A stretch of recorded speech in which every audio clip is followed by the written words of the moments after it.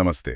आज हम एक बहुत ही गहरे विषय पर बात करने वाले हैं, मृत्यु संस्कार। हाँ, मतलब वो अनुष्ठान जो जीवन के अंत और उसके बाद की यात्रा के बीच एक पुल सा बनाते हैं। बिल्कुल। और हमारी चर्चा का आधार है रमेश चौहान की किताब मृत्यु संस्कार, जीवन और पुनर्जन्म के बीच का पुल। तो आज हम इसी के जरिए ये समझने की कोशिश करेंगे कि अलग-अलग धर्मों में, जैसे हिंदू, ईसाई, इस्लाम, बौद्ध, इनमें आत्मा की आगे की यात्रा के लिए क्या रस्में होती हैं। और उनका असल महत्व क्या है? क्या वे वाकई आत्मा की डेस्टिनी मतलब नियति तय करती हैं? या फिर ये जीवित लोगों को दुख के समय में एक सहारा, एक सांत्वना देती हैं। सही सवाल है। तो चलिए हिंदू धर्म से ही शुरू करते हैं। यहाँ अंत्येष्टि यानी दाह संस्कार बहुत महत्वपूर्ण है। इसका मुख्य उद्देश्य क्या बताया गया है? देखिए, हिंदू मान्यता में अंत्येष्टि का मकसद है आत्मा को इस भौतिक शरीर के बंधन से आजाद करना। अच्छा, हाँ, ताकि वो संसार चक्र में आगे बढ़ सके। गरुड़ पुराण जैसे ग्रंथों में भी जिक्र है कि कर्मों के अनुसार ही आत्मा या तो स्वर्ग जाती है या नरक या फिर नया जन्म लेती है। पुनर्जन्म। बिल्कुल, पुनर्जन्म। तो दाह संस्कार इस पूरी यात्रा को एक तरह से आसान बनाने की कोशिश है। तो इसमें कर्म का रोल बहुत बड़ा हुआ।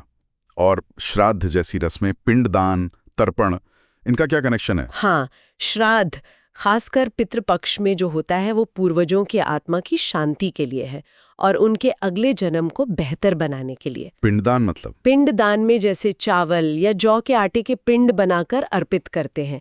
ये उनके सूक्ष्म शरीर को पोषण देने जैसा है, एक प्रतीक। और तर्पण में जल देकर उनकी शांति की कामना करते हैं। अच्छा। माना ये जाता है कि इससे उनके बुरे कर्मों का असर कम होता है और वो मोक्ष के रास्ते पर आगे बढ़ सकते हैं। ये देखना भी बड़ा दिलचस्प है कि ये सदियों पुरानी परंपराएं आज भी चल रही हैं और बदल भी रही हैं। जैसे वर्चुअल श्राद्ध की बात आपने कही, या इको फ्रेंडली दाह संस्कार। हाँ, किताब में वो दिल्ली के शिक्षक अर्जुन का उदाहरण है ना, उन्होंने अपनी माँ के लिए वर्चुअल श्राद्ध किया। हाँ, ताकि दुनिया भर में फैले रिश्तेदार जुड़ सकें।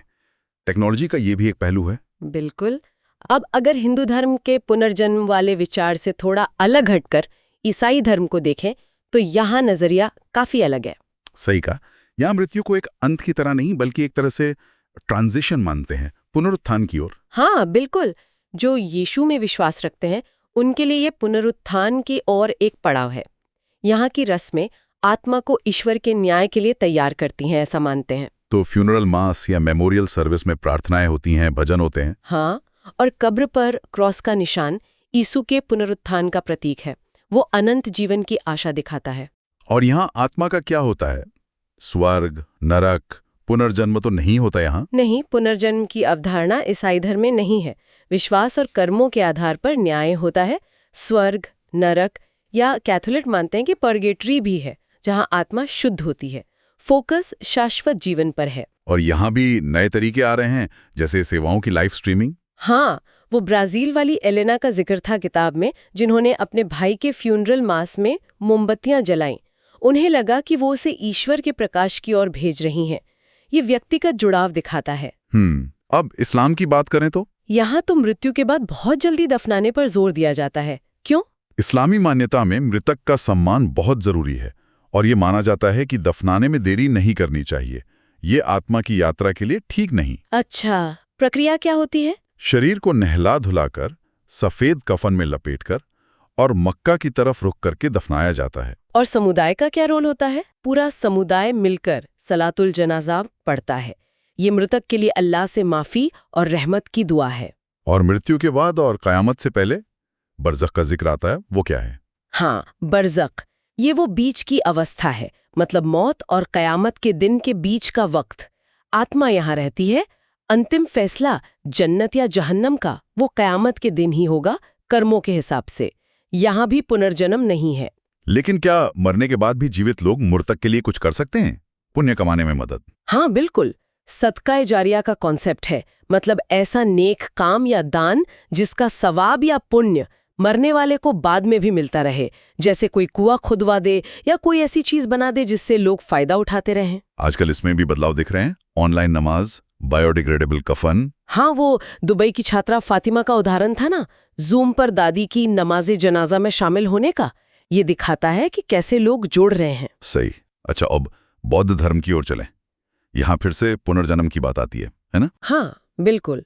बौद्ध धर्म में भी अक्सर दाह संस्कार ही होता है और यहाँ भी उद्देश्य चेतना को, जिसे आत्मा कह सकते हैं, शरीर से मुक्त करना है, ताकि वो संसार चक्र में आगे बढ़ सके, बेहतर पुनर्जन्म या फिर निर्वाण। हाँ, लक्ष्य वही है, या तो बेहतर पुनर्जन्म मिले या फिर निर्वाण, यानी इस चक्र से ही मुक्ति। तिब्बती बौद्ध धर्म में बर्दों का जिक्र आता है, मृत्यु और अगले जन्म के बीच की अवस्था। हाँ, तिब्बती बुक ऑफ द डेड में इसका काफी वर्णन है। बिल्कुल। इस दौरान भिक्षु जो मंत्र पढ़ते हैं वो आत्मा को शांत रखने और सही दिशा देने में मदद करते हैं। और जीवित लोगों का क्या रोल है? दान का क्या महत्व है? बौद्ध धर्म में दान मतलब उदारता बहुत महत्वपूर्ण है। मृतक के नाम पर भिक्षुओं को, मठों को या जरूरतमंदों को दान देने से पुण्य कर्म बनता है। अच्छा। और ये पुण्य मृतक की चेतना को बेहतर पुनर्जन्म दिलाने में सहायक माना जाता है। यहाँ भी आधुनिक तरीके दिखते हैं। थाईलैंड, श्रीलंका में लाइव स्ट्रीमिंग, ऐप से जाप। हाँ, भूटान के संगे का अनुभव था कि पिता के दाह संस्कार में जाप करते हुए उन्हें बहुत गहरा आध्यात्मिक जुड़ाव महसूस हुआ। तो अगर हम संक्षेप में देखें तो हिंदू और बौद्ध धर्म के जो अनुष्ठान हैं वे काफी हद तक कर्म और पुनर्जन्म से सीधे जुड़े हैं। हाँ, उनका लक्ष्य संसार चक्र में आत्मा की स्थिति सुधारना है या उससे मुक्ति दिलाना। जबकि ईसाई और इस्लाम के रस्में आत्मा को एक ही जीवन के बाद ईश्वर के न्याय और फिर शाश्वत जीवन या बरज़ख जैसी अवस्थाओं के लिए तैयार करने पर ज्यादा केंद्रित हैं। बिल्कुल, यहाँ पुनर्जन्म का विचार नहीं है बल्कि एक अंतिम शाश्वत नियति का है। और ये भी साफ है कि टेक्नोलॉजी इन पुरानी परंपराओं को निभाने के तरीकों में बदलाव ला रही है, खासकर जब परिवार दूर दूर बसे हों। वर्चुअल श्राद्ध हो या लाइव स्ट्रीम फ्यूनरल। सही कहा। और ये जो व्यक्तिगत अनुभव हमने देखे, अर्जुन, एलेना, फातिमा, संगे के, ये दिखाते हैं कि इन रस्मों का भावनात्मक और आध्यात्मिक महत्व कितना गहरा है। ये दुख में सहारा देती हैं, समुदाय से जोड़ती हैं।